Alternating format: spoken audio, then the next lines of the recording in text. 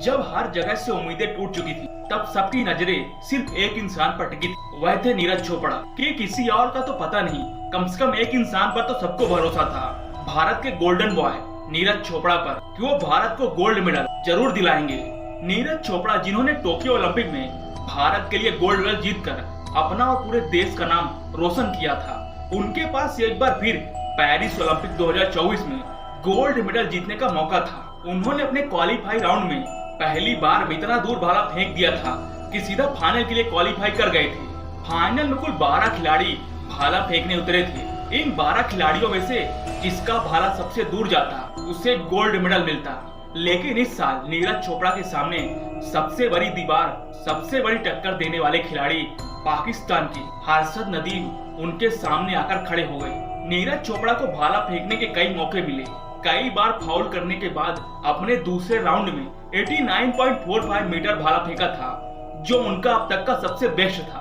लेकिन उधर पाकिस्तान की हर्षद नदीम, जिन्होंने ओलंपिक में रिकॉर्ड बना दिया सबसे दूर भाला फेंकने का, हर्षद नदीम ने 92.97 मीटर भाला फेंककर एक रिकॉर्ड बना दिया था।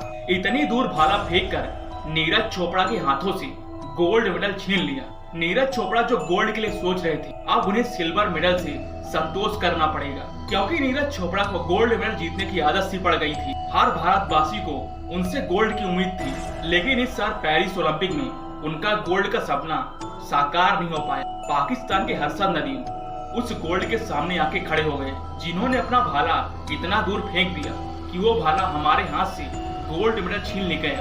और अब नीरज चोपड़ा ने सिल्वर मेडल भारत के लिए जीत लिया है। सिल्वर जीतने के बाद नीरज चोपड़ा का इंटरव्यू हुआ, जहां पर उन्होंने कहा कि उनकी फिटनेस और तकनीकी में सुधार की जरूरत। नीरज चोपड़ा ने अपनी निराशा व्यक्त करते हुए कहा कि अच्छा स्ट्रोक था, लेकिन आज मैं अपने प्रदर्शन से उतना खुश नहीं हूँ। उन्होंने कहा, एक तो मैंने कई बार आज फाउल किया। अपने दूसरे प्रयास पे पदक जीतने वाले स्ट्रोक पर कहा कि मुझे उस स्ट्रोक पर खुद पर यकीन था कि मैं इतनी दूर भाला फेंक पाऊंगा। नीरज चोपड़ा ने कहा कि भाला फेंकते समय अगर आपकी तकनीक अच्छी नहीं है तो आप ज्यादा दूर तक भाला नहीं फेंक पाते।